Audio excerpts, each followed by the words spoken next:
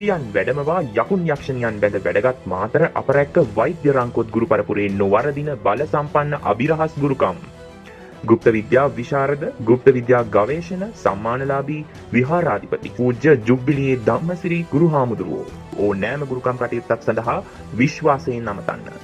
ඉමෝ Viber WhatsApp සඳහා 071 89 83 254. දේව කතා තත්පර 30කින් ක්‍රියාත්මක වෙන කාම දෙවියන්ගේ අතිශය බලගතු රූපවශී මන්ත්‍රය තමයි අද දේවකතා YouTube නාලිකාවෙන් ඔයාලට ගෙනාවේ. ඔයාගේ හිතේ ඉන්න ඕනම කෙනෙක් අසුරු සැනකින් ඔයා වෙතට ආකර්ෂණය කරවන්න පුළුවන් බලයක් තියෙන මේ මන්ත්‍රය ඔයා අහනකොට එයාගේ රූපය ගැන විතරක්ම හිතන්න ඕනේ.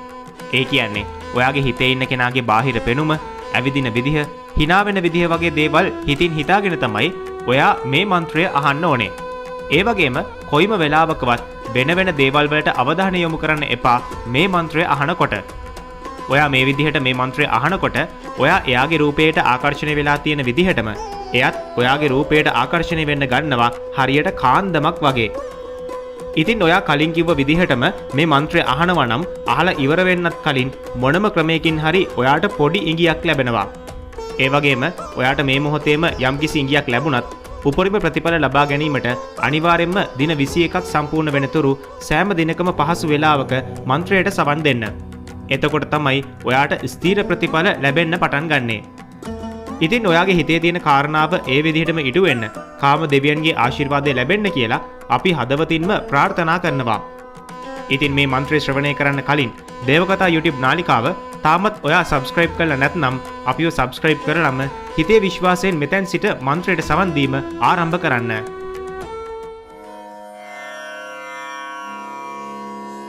ह्रीं कामदेवाय सम्मोहन प्रियाय वश्येत् कामं करोति पुष्पभानस्य अङ्गोपाङ्गं रूपकान्ति समृद्धिं वश्य भवेत् सर्वाकर्षण परं लिखेत् द्रां द्रीं क्लीं स्वाहा.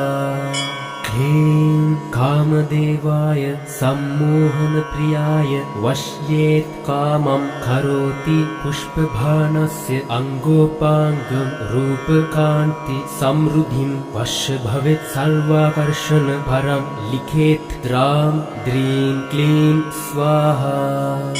ह्रीं कामदेवाय सम्मोहन प्रियाय वश्येत् कामं करोति पुष्पभानस्य अङ्गोपाङ्गं रूपकान्ति समृद्धिं वश्य भवेत् सर्वाकर्षण परं लिखेत् द्रां द्रीं क्लीं स्वाहा. ह्रीं कामदेवाय सम्मोहन प्रियाय वश्येत् कामं करोति पुष्पभानस्य अङ्गोपाङ्गं रूपकान्ति समृद्धिं वश्य भवेत् सर्वाकर्षण परं लिखेत् द्रां द्रीं क्लीं स्वाहा. ह्रीं कामदेवाय सम्मोहन प्रियाय वश्येत् कामं करोति पुष्पभानस्य अङ्गोपाङ्गं रूपकान्ति समृद्धिं वश्य भवेत् सर्वाकर्षण परं लिखेत् द्रां द्रीं क्लीं स्वाहा.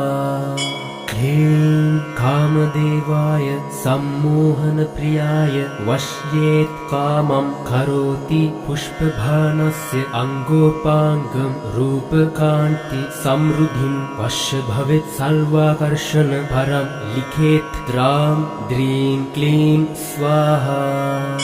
ह्रीं कामदेवाय सम्मोहन प्रियाय वश्येत् कामं करोति पुष्पभानस्य अङ्गोपाङ्गं रूपकान्ति समृद्धिं वश्य भवेत् सर्वाकर्षण परं लिखेत् द्रां द्रीं क्लीं स्वाहा.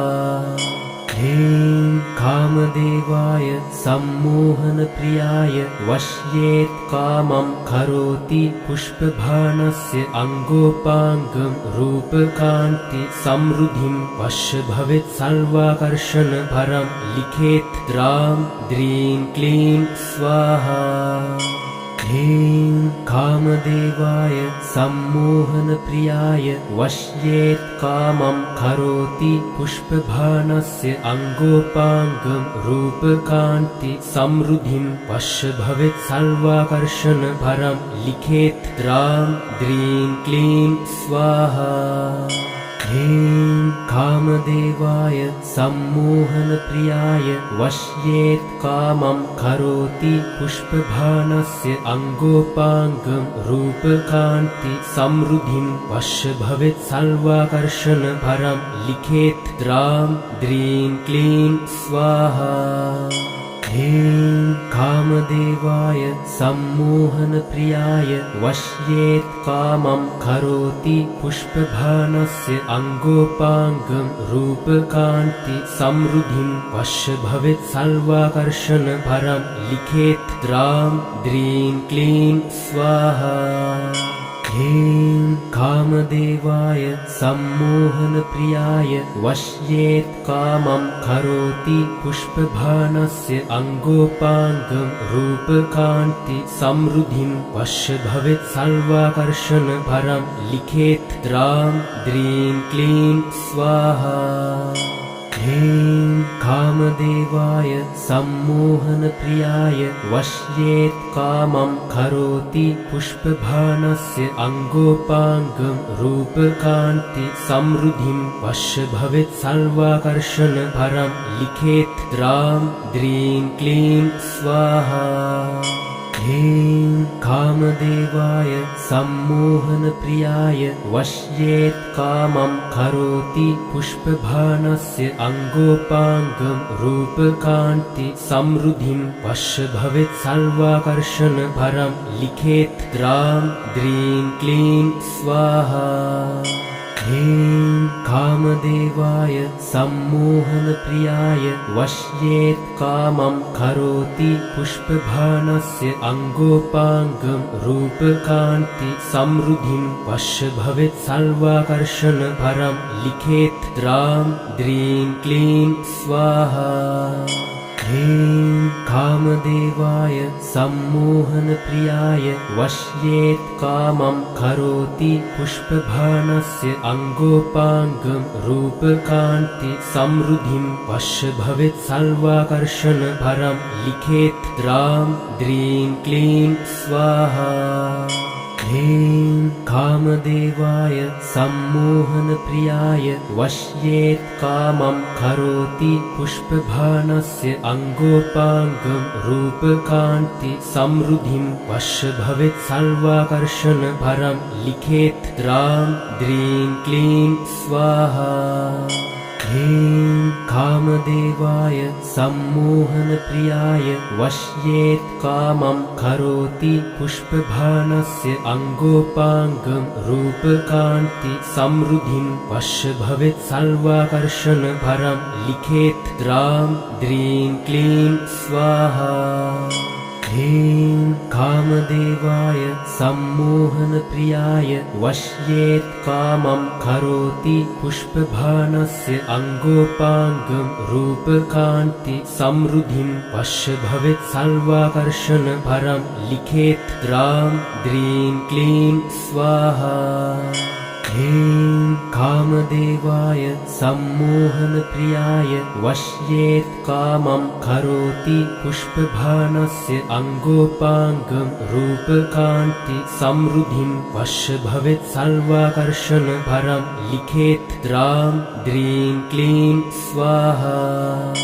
ह्रीं कामदेवाय सम्मोहनप्रियाय वश्येत् कामं करोति पुष्पबाणस्य अङ्गोपाङ्गं रूपकान्ति समृद्धिं वश्य भवेत् सर्वाकर्षणभरं लिखेत् द्रां द्रीं क्लीं स्वाहा।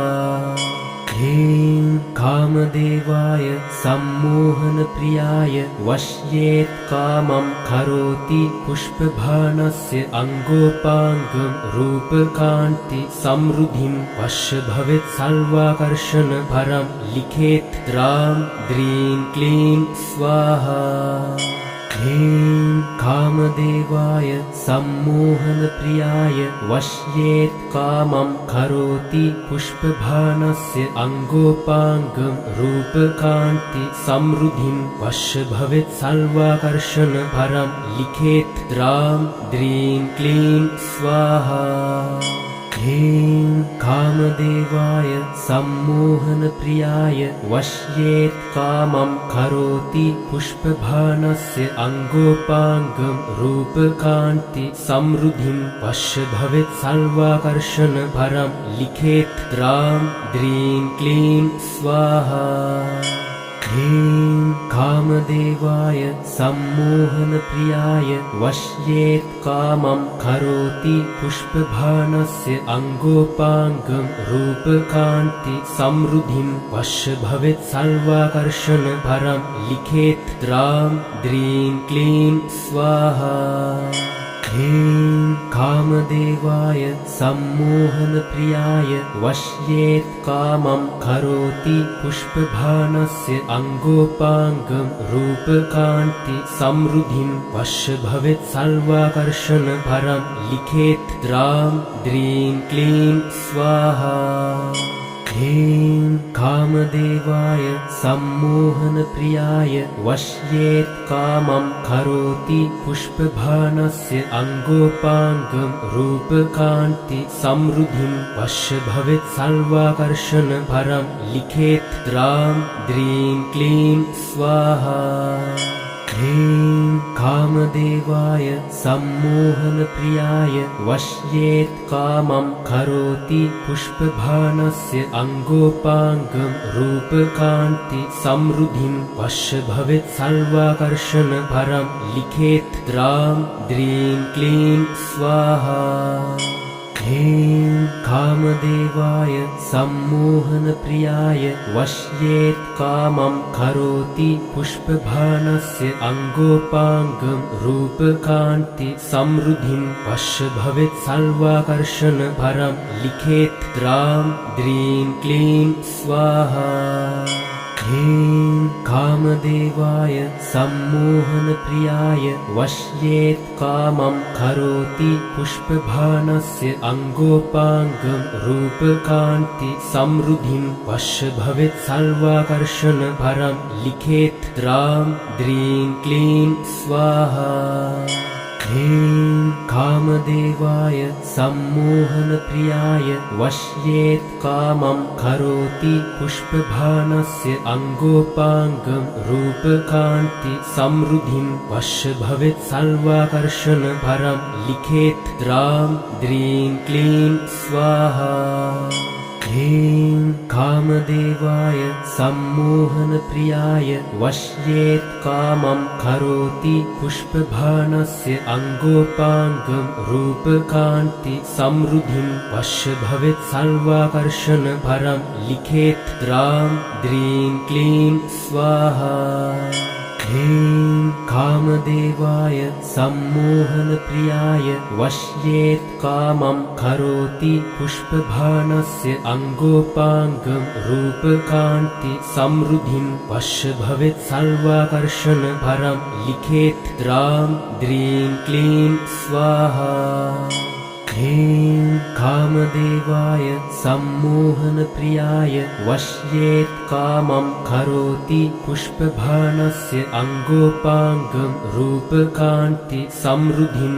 वश्य भवेत् सर्वाकर्षण परं लिखेत् द्रां द्रीं क्लीं स्वाहा ह्रीं कामदेवाय सम्मोहनप्रियाय वश्येत् कामं करोति पुष्पभानस्य अङ्गोपाङ्गं रूपकान्ति समृद्धिं वश्य भवेत् सर्वाकर्षण परं लिखेत् द्रां द्रीं क्लीं स्वाहा ह्रीं कामदेवाय सम्मोहनप्रियाय वश्येत् कामं करोति पुष्पभानस्य अङ्गोपाङ्गं रूपकान्ति समृद्धिं वश्य भवेत् सर्वाकर्षण परं लिखेत् द्रां द्रीं क्लीं स्वाहा ह्रीं कामदेवाय सम्मोहनप्रियाय वश्येत् कामं करोति पुष्पबाणस्य अङ्गोपाङ्गं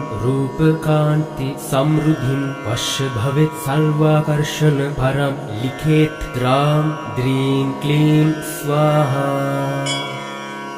ह्रीं कामदेवाय सम्मोहनप्रियाय वश्येत् कामं करोति पुष्पबाणस्य अङ्गोपाङ्गं रूपकान्ति समृद्धिं वश्य भवेत् सर्वाकर्षण परं लिखेत् द्रां द्रीं क्लीं स्वाहा। ह्रीं कामदेवाय सम्मोहनप्रियाय वश्येत् कामं करोति पुष्पबाणस्य अङ्गोपाङ्गं रूपकान्ति समृद्धिं वश्य भवेत् सर्वाकर्षण परं लिखेत् द्रां द्रीं क्लीं स्वाहा। ह्रीं कामदेवाय सम्मोहनप्रियाय वश्येत् कामं करोति पुष्पबाणस्य अङ्गोपाङ्गं रूपकान्ति समृद्धिं वश्य भवेत् सर्वाकर्षण परं लिखेत् द्रां द्रीं क्लीं स्वाहा। ह्रीं कामदेवाय सम्मोहनप्रियाय वश्येत् कामं करोति पुष्पबाणस्य अङ्गोपाङ्गं रूपकान्ति समृद्धिं वश्य भवेत् सर्वाकर्षण परं लिखेत् द्रां द्रीं क्लीं स्वाहा। ह्रीं कामदेवाय सम्मोहनप्रियाय वश्येत् कामं करोति पुष्पबाणस्य अङ्गोपाङ्गं रूपकान्ति समृद्धिं वश्य भवेत् सर्वाकर्षण परं लिखेत् द्रां द्रीं क्लीं स्वाहा। ह्रीं कामदेवाय सम्मोहनप्रियाय वश्येत् कामं करोति पुष्पबाणस्य अङ्गोपाङ्गं रूपकान्ति समृद्धिं वश्य भवेत् सर्वाकर्षण परं लिखेत् द्रां द्रीं क्लीं स्वाहा। ह्रीं कामदेवाय सम्मोहनप्रियाय वश्येत् कामं करोति पुष्पबाणस्य अङ्गोपाङ्गं रूपकान्ति समृद्धिं वश्य भवेत् सर्वाकर्षण परं लिखेत् द्रां द्रीं क्लीं स्वाहा। ह्रीं कामदेवाय सम्मोहनप्रियाय वश्येत् कामं करोति पुष्पबाणस्य अङ्गोपाङ्गं रूपकान्ति समृद्धिं वश्य भवेत् सर्वाकर्षण परं लिखेत् द्रां द्रीं क्लीं स्वाहा। ह्रीं कामदेवाय सम्मोहनप्रियाय वश्येत् कामं करोति पुष्पबाणस्य अङ्गोपाङ्गं रूपकान्ति समृद्धिं वश्य भवेत् सर्वाकर्षण परं लिखेत् द्रां द्रीं क्लीं स्वाहा। ह्रीं कामदेवाय सम्मोहनप्रियाय वश्येत् कामं करोति पुष्पबाणस्य अङ्गोपाङ्गं रूपकान्ति समृद्धिं वश्य भवेत् सर्वाकर्षण परं लिखेत् द्रां द्रीं क्लीं स्वाहा। ह्रीं कामदेवाय सम्मोहनप्रियाय वश्येत् कामं करोति पुष्पबाणस्य अङ्गोपाङ्गं रूपकान्ति समृद्धिं वश्य भवेत् सर्वाकर्षण परं लिखेत् द्रां द्रीं क्लीं स्वाहा। ह्रीं कामदेवाय सम्मोहनप्रियाय वश्येत् कामं करोति पुष्पबाणस्य अङ्गोपाङ्गं रूपकान्ति समृद्धिं वश्य भवेत् सर्वाकर्षण परं लिखेत् द्रां द्रीं क्लीं स्वाहा। ह्रीं कामदेवाय सम्मोहनप्रियाय वश्येत् कामं करोति पुष्पबाणस्य अङ्गोपाङ्गं रूपकान्ति समृद्धिं वश्य भवेत् सर्वाकर्षण परं लिखेत् द्रां द्रीं क्लीं स्वाहा। ह्रीं कामदेवाय सम्मोहनप्रियाय वश्येत् कामं करोति पुष्पबाणस्य अङ्गोपाङ्गं रूपकान्ति समृद्धिं वश्य भवेत् सर्वाकर्षण परं लिखेत् द्रां द्रीं क्लीं स्वाहा।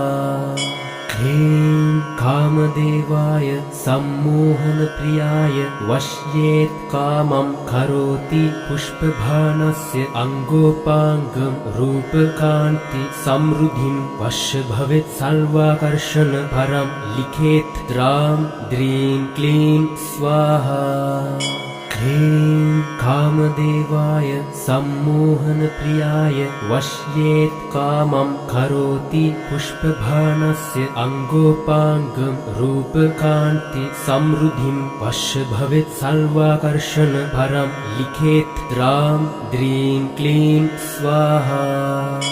ह्रीं कामदेवाय सम्मोहनप्रियाय वश्येत् कामं करोति पुष्पबाणस्य अङ्गोपाङ्गं रूपकान्ति समृद्धिं वश्य भवेत् सर्वाकर्षण परं लिखेत् द्रां द्रीं क्लीं स्वाहा। ह्रीं कामदेवाय सम्मोहनप्रियाय वश्येत् कामं करोति पुष्पबाणस्य अङ्गोपाङ्गं रूपकान्ति समृद्धिं वश्य भवेत् सर्वाकर्षण परं लिखेत् द्रां द्रीं क्लीं स्वाहा। ह्रीं कामदेवाय सम्मोहनप्रियाय वश्येत् कामं करोति पुष्पबाणस्य अङ्गोपाङ्गं रूपकान्ति समृद्धिं वश्य भवेत् सर्वाकर्षण परं लिखेत् द्रां द्रीं क्लीं स्वाहा। ह्रीं कामदेवाय सम्मोहनप्रियाय वश्येत् कामं करोति पुष्पबाणस्य अङ्गोपाङ्गं रूपकान्ति समृद्धिं वश्य भवेत् सर्वाकर्षण परं लिखेत् द्रां द्रीं क्लीं स्वाहा। ह्रीं कामदेवाय सम्मोहनप्रियाय वश्येत् कामं करोति पुष्पबाणस्य अङ्गोपाङ्गं रूपकान्ति समृद्धिं वश्य भवेत् सर्वाकर्षण परं लिखेत् द्रां द्रीं क्लीं स्वाहा। ह्रीं कामदेवाय सम्मोहनप्रियाय वश्येत् कामं करोति पुष्पबाणस्य अङ्गोपाङ्गं रूपकान्ति समृद्धिं वश्य भवेत् सर्वाकर्षण परं लिखेत् द्रां द्रीं क्लीं स्वाहा। ह्रीं कामदेवाय सम्मोहनप्रियाय वश्येत् कामं करोति पुष्पबाणस्य अङ्गोपाङ्गं रूपकान्ति समृद्धिं वश्य भवेत् सर्वाकर्षण परं लिखेत् द्रां द्रीं क्लीं स्वाहा। ह्रीं कामदेवाय सम्मोहनप्रियाय वश्येत् कामं करोति पुष्पबाणस्य अङ्गोपाङ्गं रूपकान्ति समृद्धिं वश्य भवेत् सर्वाकर्षण परं लिखेत् द्रां द्रीं क्लीं स्वाहा। ह्रीं कामदेवाय सम्मोहनप्रियाय वश्येत् कामं करोति पुष्पबाणस्य अङ्गोपाङ्गं रूपकान्ति समृद्धिं वश्य भवेत् सर्वाकर्षण परं लिखेत् द्रां द्रीं क्लीं स्वाहा। ह्रीं कामदेवाय सम्मोहनप्रियाय वश्येत् कामं करोति पुष्पबाणस्य अङ्गोपाङ्गं रूपकान्ति समृद्धिं वश्य भवेत् सर्वाकर्षण परं लिखेत् द्रां द्रीं क्लीं स्वाहा। ह्रीं कामदेवाय सम्मोहनप्रियाय वश्येत् कामं करोति पुष्पबाणस्य अङ्गोपाङ्गं रूपकान्ति समृद्धिं वश्य भवेत् सर्वाकर्षण परं लिखेत् द्रां द्रीं क्लीं स्वाहा। ह्रीं कामदेवाय सम्मोहनप्रियाय वश्येत् कामं करोति पुष्पभानस्य अङ्गोपाङ्गं रूपकान्ति समृद्धिं वश्य भवेत् सर्वाकर्षण परं लिखेत् द्रां द्रीं क्लीं स्वाहा। ह्रीं कामदेवाय सम्मोहनप्रियाय वश्येत् कामं करोति पुष्पभानस्य अङ्गोपाङ्गं रूपकान्ति समृद्धिं वश्य भवेत् सर्वाकर्षण परं लिखेत् द्रां द्रीं क्लीं स्वाहा। ह्रीं कामदेवाय सम्मोहनप्रियाय वश्येत् कामं करोति पुष्पभानस्य अङ्गोपाङ्गं रूपकान्ति समृद्धिं वश्य भवेत् सर्वाकर्षण परं लिखेत् द्रां द्रीं क्लीं स्वाहा। ह्रीं कामदेवाय सम्मोहनप्रियाय वश्येत् कामं करोति पुष्पभानस्य अङ्गोपाङ्गं रूपकान्ति समृद्धिं वश्य भवेत् सर्वाकर्षण परं लिखेत् द्रां द्रीं क्लीं स्वाहा। ह्रीं कामदेवाय सम्मोहनप्रियाय वश्येत् कामं करोति पुष्पभानस्य अङ्गोपाङ्गं रूपकान्ति समृद्धिं वश्य भवेत् सर्वाकर्षण परं लिखेत् द्रां द्रीं क्लीं स्वाहा। ह्रीं कामदेवाय सम्मोहनप्रियाय वश्येत् कामं करोति पुष्पभानस्य अङ्गोपाङ्गं रूपकान्ति समृद्धिं वश्य भवेत् सर्वाकर्षण परं लिखेत् द्रां द्रीं क्लीं स्वाहा। ह्रीं कामदेवाय सम्मोहनप्रियाय वश्येत् कामं करोति पुष्पभानस्य अङ्गोपाङ्गं रूपकान्ति समृद्धिं वश्य भवेत् सर्वाकर्षण परं लिखेत् द्रां द्रीं क्लीं स्वाहा। ह्रीं कामदेवाय सम्मोहनप्रियाय वश्येत् कामं करोति पुष्पभानस्य अङ्गोपाङ्गं रूपकान्ति समृद्धिं वश्य भवेत् सर्वाकर्षण परं लिखेत् द्रां द्रीं क्लीं स्वाहा। ह्रीं कामदेवाय सम्मोहनप्रियाय वश्येत् कामं करोति पुष्पभानस्य अङ्गोपाङ्गं रूपकान्ति समृद्धिं वश्य भवेत् सर्वाकर्षण परं लिखेत् द्रां द्रीं क्लीं स्वाहा। ह्रीं कामदेवाय सम्मोहनप्रियाय वश्येत् कामं करोति पुष्पभानस्य अङ्गोपाङ्गं रूपकान्ति समृद्धिं वश्य भवेत् सर्वाकर्षण परं लिखेत् द्रां द्रीं क्लीं स्वाहा।